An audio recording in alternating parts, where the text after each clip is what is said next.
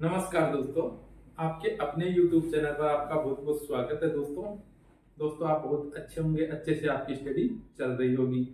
दोस्तों, हम राजस्थान ज्योग्राफी पढ़ रहे थे, तो राजस्थान ज्योग्राफी के अंदर अपना टॉपिक था भौतिक प्रदेश। दोस्तों, भौतिक प्रदेशों के अंदर हम पिछली क्लास के अंदर अरावलीय पर्वतीय प्रदेश के बारे में पढ़ा था।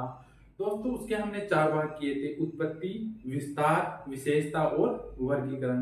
तो फ्रेंड्स, हमने दो भाग तो पढ़ लिए थे, विस्तार और उत्पत्ति, तो वो हमने पढ़ लिया था। और दोस्तों, अपनी विशेषता के बारे में हम पिछली क्लास में बात कर रहे थे। तो विशेषता के अंदर दोस्तों, अपनी जो पिछली क्लास हुई थी उसके अंदर अरावलीय पर्वतीय प्रदेश, तो उसको भारत के संदर्भ में क्या कहा जाता है ये हमने पढ़ लिया था। दोस्तों, भारत के संदर्भ में ये कहा जाता है कि अरावलीय पर्वतीय प्रदेश है जो भारत की महान जल विभाजक रेखा के नाम से जाना जाता है। और राजस्थान के संदर्भ की बात करते हैं तो फ्रेंड्स, इसको हम 50 सेंटीमीटर वार्षिक वर्षा की रेखा के नाम से जानते हैं कि दोनों तरफ से, जहां से अरावली जा रही है उसके दोनों तरफ में, एक तरफ तो वार्षिक वर्षा ज्यादा होती है और एक तरफ कम होती है। तो अरावलीय पर्वतीय प्रदेश को 50 सेंटीमीटर वार्षिक वर्षा रेखा के नाम से जाना जाता है। ये चीज हमने विशेषता के अंदर पढ़ ली थी दोस्तों आज उससे आगे कंटिन्यू करते हैं फ्रेंड्स, विशेषता के बारे में देखते हैं। अरावलीय पर्वतीय प्रदेश की विशेषता देखते हैं। तो दोस्तों, विशेषता के अंदर आज जो हम देखते हैं, चट्टानों के बारे में पढ़ते हैं। चट्टान के बारे में पढ़ते हैं दोस्तों, अरावलीय पर्वतीय प्रदेश की। फ्रेंड्स, हम चट्टान की बात करते हैं तो अरावलीय पर्वतीय प्रदेश के अंदर आंतरिक चट्टानें पाई जाती है। फ्रेंड्स, हम समझने के लिए इसको पीछे जाते हैं थोड़ा सा। तो दोस्तों, आग्नेय चट्टान होती है, वो आग्नेय चट्टान 2 प्रकार की होती है, आंतरिक और बाह्य चट्टान होती है। फ्रेंड्स, बाह्य चट्टानें होती है वो कहां पर होती है, हमने पीछे पढ़ लिया था कहां होती है वो, जो अपना हड़ौती वाला पठार वाला क्षेत्र है, वहां पर बाह्य चट्टान पाई जाती है। और दोस्तों, अरावली की बात करते हैं तो अरावली क्षेत्र में आंतरिक आग्नेय चट्टान पाई जाती है। तो दोस्तों, आगे देखते हैं, हम इसको कंटिन्यू करते हैं। चट्टान है तो चट्टानों को हम 2 भागों में बांट के पढ़ते हैं। एक तो दोस्तों ये वाली आंतरिक चट्टान,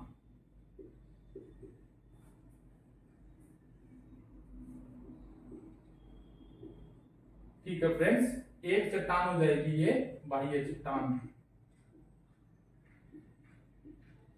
और चट्टान कौन सी होगी दोस्तों, आग्नेय। हम आग्नेय चट्टान के बारे में पढ़ रहे हैं, इसको प्राथमिक चट्टान के नाम से भी जाना जाता है। ठीक है दोस्तों देखते हैं, सबसे पहले देखते हैं बाह्य चट्टान के बारे में देख लेते हैं थोड़ा सा। दोस्तों, बाह्य चट्टान होती है वो चट्टान दोस्तों, ये बेसाल्ट के नाम से जाना जाता है। बेसाल्ट चट्टान होती है और किस प्रकृति की होती है दोस्तों, ये क्षारीय प्रकृति की होती है। बेसाल्टिक चट्टान होती है वो क्षारीय प्रकृति की होती है, और ये दोस्तों कहां पर,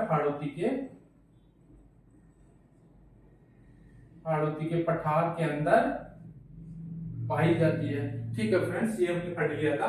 आंतरिक चट्टान की बात करते हैं आगे। तो फ्रेंड्स, आंतरिक चट्टान होती है, ये चट्टान होती है दोस्तों ग्रेनाइट चट्टान होती है। कौन सी होती है, ग्रेनाइट। ये ग्रेनाइट चट्टान होती है। ठीक है फ्रेंड्स, इसकी प्रकृति किस प्रकार होती है, इसकी प्रकृति अम्लीय प्रकार की होती है दोस्तों, अम्लीय प्रकार की इसकी प्रकृति होती है। ठीक है फ्रेंड्स, और ये पाई कहां पर जाती है दोस्तों, ये अरावली पर्वतीय क्षेत्र है उसके अंदर ये पाई जाती है। कहां पर पाई जाती है, ये अरावली पर्वतीय प्रदेश के अंदर पाई जाती है।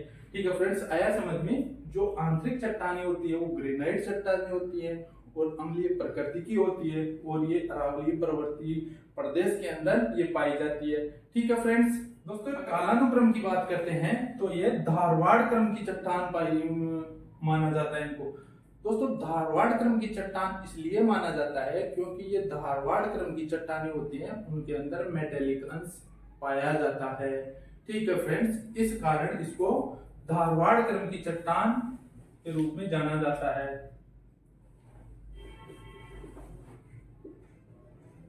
धारवाड़ क्रम की चट्टान धारवाड़ क्रम की चट्टान के रूप में जाना जाता है क्योंकि इसके अंदर धात्विक अंश अधिक पाया जाता है। ठीक है फ्रेंड्स, यहां तक समझ में आया। आगे देखते हैं दोस्तों, अगर हम खनिज की बात करते हैं, खनिज की बात कर लेते हैं। इसके अंदर अरावली पर्वतीय प्रदेश के अंदर खनिज की बात करते हैं तो दोस्तों खनिज की बात कर रहे हैं तो खनिज की बात करते हैं तो दोस्तों जो अरावलीय पर्वतीय प्रदेश है इसके अंदर धात्विक खनिज पाए जाते हैं। कौन से पाए जाते हैं? धात्विक धात्विक धात्विक खनिज पाए जाते हैं। ठीक है फ्रेंड्स, आया समझ में। धारवाड़ क्रम की चट्टानें होती हैं उसमें धात्विक अंश की प्रधानता होती है, इसी कारण यहाँ खनिज जो भी पाए जाएंगे उनके अंदर धात्विक खनिज पाए जाएंगे। ठीक है फ्रेंड्स, आगे हम मृदा की बात करते हैं। अरावलीय पर्वतीय प्रदेश के मृदा की बात करते हैं दोस्तों कि मृदा किस प्रकार की पाई जाती है। दोस्तों मृदा की बात करते हैं तो कौन सा वाला भाग है? अरावलीय पर्वतीय प्रदेश है, तो इसके अंदर कौन सी मृदा पाई जाएगी? पर्वतीय मृदा पाई जाएगी। कौन सी पाई जाएगी? पर्वतीय मृदा पाई जाएगी। ठीक है फ्रेंड्स, इसको हम लाल मृदा के नाम से भी जानते हैं, लाल मृदा के नाम से भी जानते हैं। और दोस्तों अगर अमेरिकी जो इसका जो भाग किए हुए हैं, इसके जो किए हुए हैं उसके अंदर देखते हैं तो वो कौन सा है? इंसेप्टिसोल।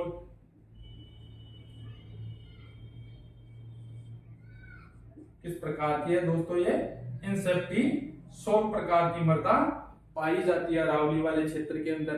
ठीक है फ्रेंड्स, अगर लाल मृदा की बात करते हैं तो लाल मृदा के अंदर कौन सी फसल होती है? लाल मृदा की बात करते हैं तो इसके अंदर दोस्तों अगर फसल की बात करते हैं तो लाल मृदा में सबसे अधिक कौन सी फसल होती है? मक्का का उत्पादन सबसे अधिक होता है।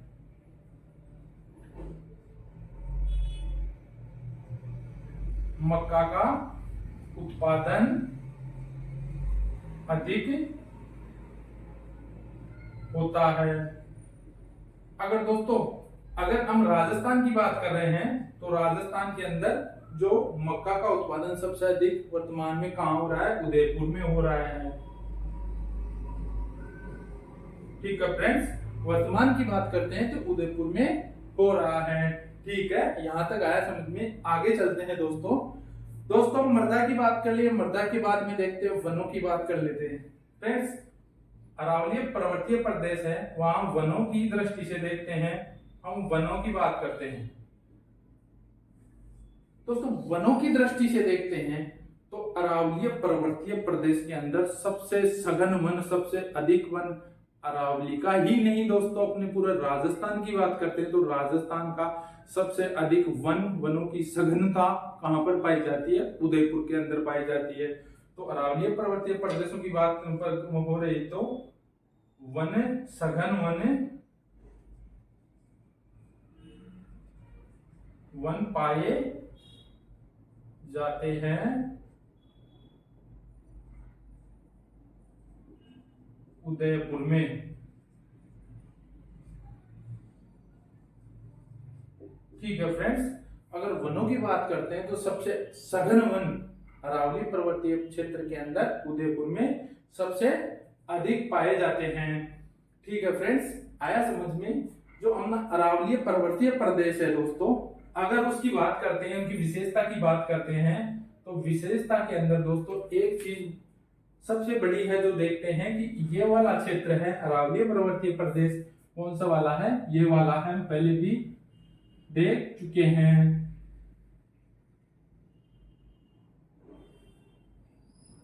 ये वाला क्षेत्र। तो दोस्तों जो अरावलीय पर्वतीय प्रदेश है इस क्षेत्र के अंदर आदिवासी लोग बहुत संख्या में रहते हैं, आदिवासियों की शरण स्थली के नाम से भी जाना जाता है। ठीक है फ्रेंड्स, अरावली, अरावली को आदिवासियों की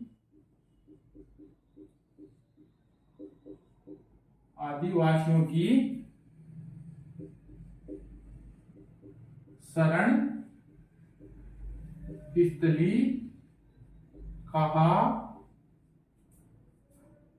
जाता है। ठीक है फ्रेंड्स, आया समझ में। जो अपनी अरावली है आदिवासियों की शरण स्थली के रूप में भी जानी जाती है। क्यों जानी जाती है, हम थोड़ा सा समझते हैं फ्रेंड्स। दोस्तों, हम राजस्थान के अरावली वाले क्षेत्र की बात कर रहे हैं, तो यहाँ पर अनेक प्रकार की आदिवासी जनसंख्या निवास करती है। दोस्तों, हम जयपुर की बात करते हैं तो जयपुर के अंदर मीणा लोग आदिवासी निवास करते हैं।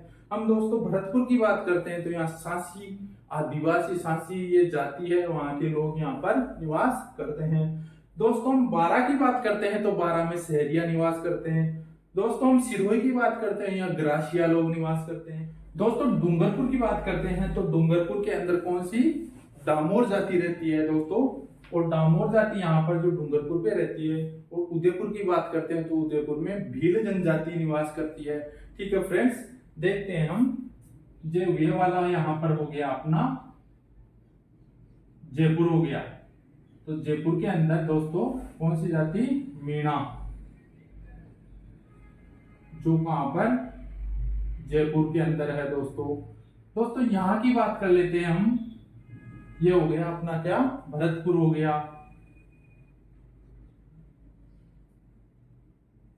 भरतपुर के अंदर सांसी लोग,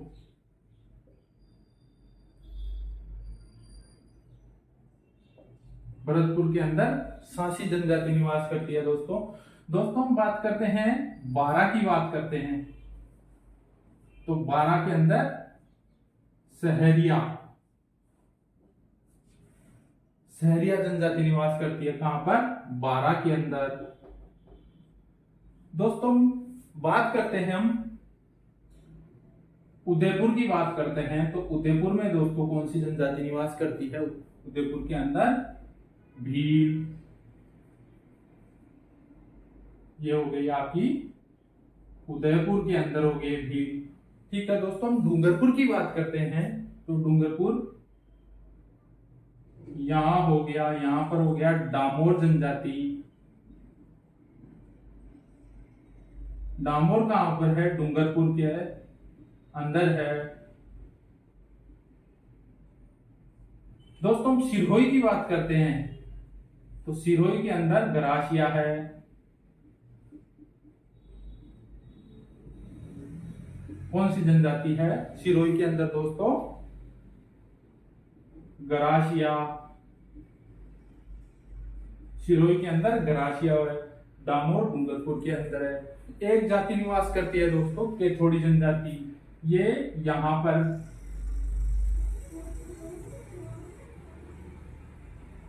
केथोड़ी जनजाति, ये कोटा के अंदर निवास करती है। दोस्तों, इस कारण से अरावलीय पर्वतीय जो प्रदेश वाला क्षेत्र है, इसको हम आदिवासियों की शरण स्थली के नाम से भी जाना जाता है। क्यों जाना जाता है, ये अरावली वाला क्षेत्र है, यहाँ पर जो भरतपुर हो गया उसके सांसी जनजाति पाई जाती है। जयपुर की बात करते हो, मीणा जनजाति पाई जाती है। केतोड़ी कोटा के अंदर पाई जाती है। सहरिया बारा के अंदर पाई जाती है। और जो भील है वो उदयपुर के अंदर पाए जाते हैं सबसे अधिक। और डामोर डूंगरपुर के अंदर पाए जाते हैं। गरासिया सिरोही के अंदर पाए जाते हैं। दोस्तों, ये खेती कृषि की बात करते हैं, हम कृषि की बात कर लेते हैं दोस्तों। इस क्षेत्र के अंदर, अरावली क्षेत्र के अंदर कृषि की बात करते हैं तो दोस्तों अरावली वाले क्षेत्र के अंदर कौन सी कृषि की जाती है, स्थानांतरित कृषि। स्थानांतरित कृषि की जाती है दोस्तों। इसको हम जूमिंग कृषि के नाम से भी जानते हैं। जूमिंग कृषि, या दोस्तों इसको स्लेश एंड बर्न के नाम से भी जानते हैं। ठीक है दोस्तों, कृषि की बात करते हैं तो स्थानांतरित कृषि की जाती है। जैसे कि भील लोग जो कृषि करते हैं उसको हम चिमाता के नाम से जानते हैं। ये चिमाता कृषि करते हैं दोस्तों। ठीक है दोस्तों, जो शहरी जो कृषि करते हैं बारा के अंदर उसको वात्रा या वालरा कृषि के नाम से जानते हैं। वालरा या वात्रा कृषि के नाम से जानते हैं। ग्रासीय लोग जो कृषि करते हैं दोस्तों उसको भी हम वालरा कृषि के नाम से जानते हैं। दोस्तों डामोर जो है उनको ये दजिया के नाम से खेती करते हैं।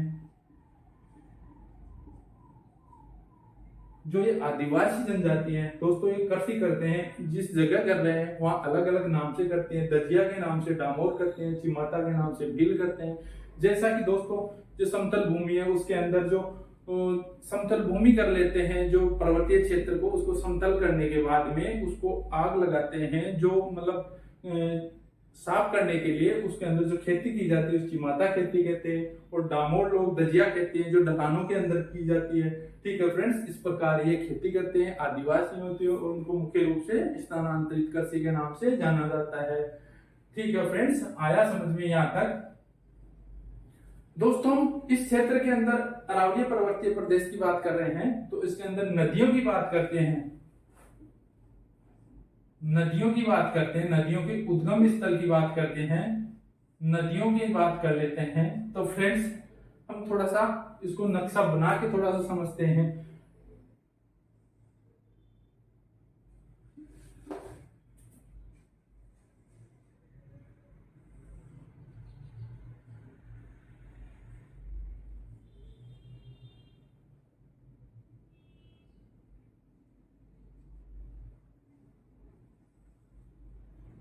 ठीक है फ्रेंड्स, ये समझते हैं हम। ये अपना राजस्थान का नक्शा हो गया जैसे, और ये अरावली वाला क्षेत्र हो गया। ठीक है फ्रेंड्स, ये वाला अरावली वाला क्षेत्र हो गया। हम नदियों की बात कर रहे हैं दोस्तों, तो नदियों के अंदर दोस्तों यहाँ पर एक पठार बना हुआ है। कहां पर?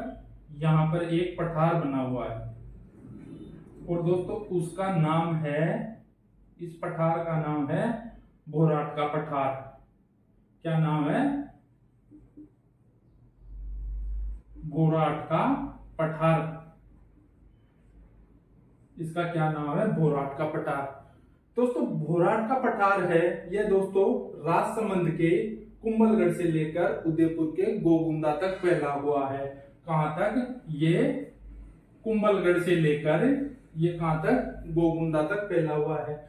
दोस्तों हम राजस्थान के नदियों के जल के बंटवारे की बात करते हैं तो मुख्य रूप से इस पठार का नाम सबसे पहले आता है। क्यों आता है दोस्तों? दोस्तों जो ये पठार है इसके पश्चिम से, कहां पर? पश्चिम, ये वाला क्षेत्र पश्चिम हो गया और ये वाला क्षेत्र कहां हो गया? पूर्व हो गया। दोस्तों इससे पूर्व से जो भी नदियां निकलती हैं वो नदियां अपना जल ले जाकर कहां ले जाती है? ये बंगाल की खाड़ी में ले जाती है। बंगाल की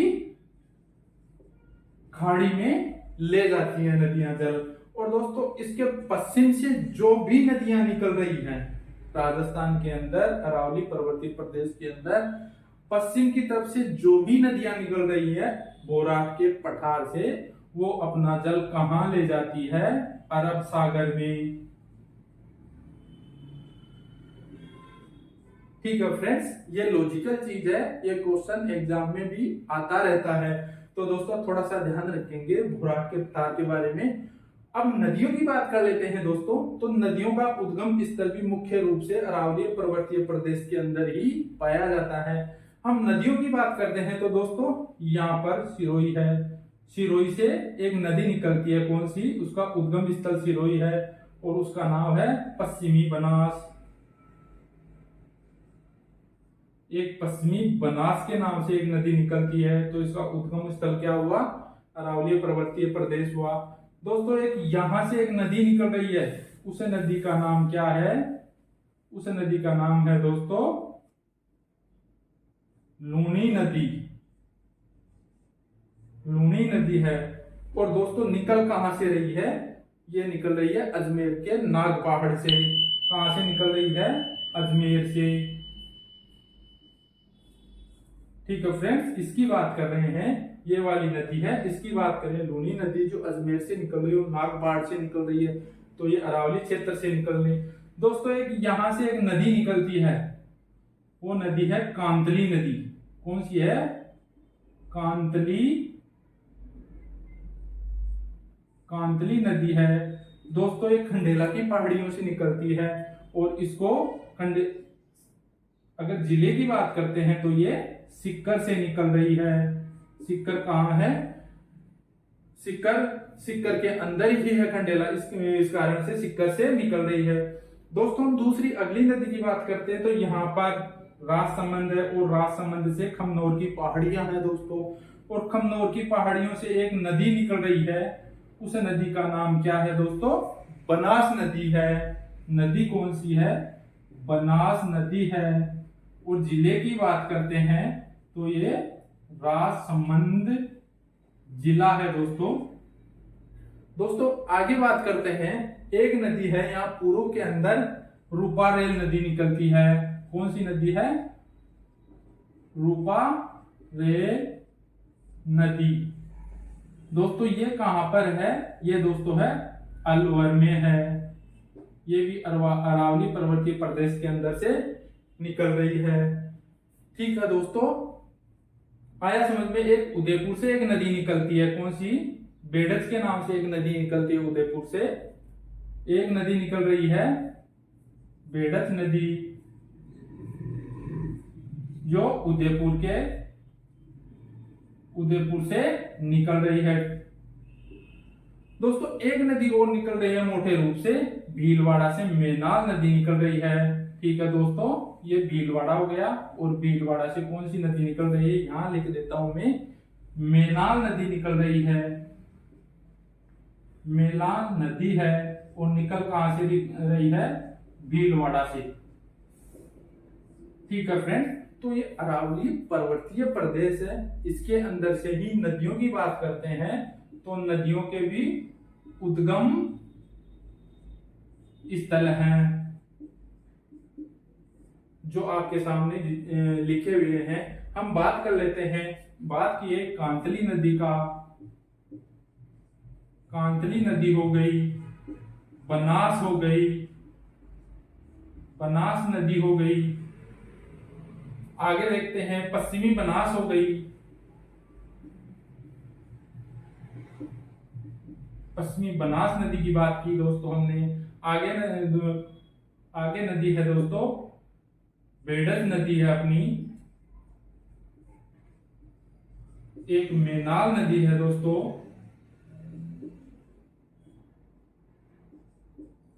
एक रूपारेल नदी है दोस्तों, एक नदी है जो बाणगंगा नदी है।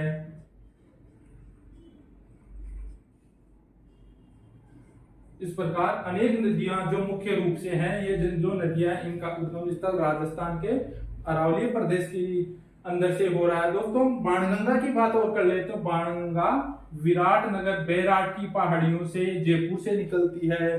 कहां से निकलती है? बाणगंगा की बात करते हैं, बाणगंगा नदी की बात करते हैं तो ये जयपुर से निकलती है। ठीक है फ्रेंड्स, तो ये अपनी नदियों के बारे में छोटी छोटी जो चीजें बातें थी समझ में आया होगा। ये भोराट का पठार है, इस भोराट के पठार से पूर्व से जो भी नदियां निकल के जा रही है वो कहाँ जा रही है? वो बंगाल की खाड़ी में जा रही है। और दोस्तों जिसके पश्चिम से जो भी नदियां निकल रही हैं वो कहाँ जा रही है? अरब सागर के अंदर अपना पानी ले जा रही हैं। ठीक है फ्रेंड्स, तो आप ये आज समझ में आया होगा। आज के लिए इतना ही। Thank you.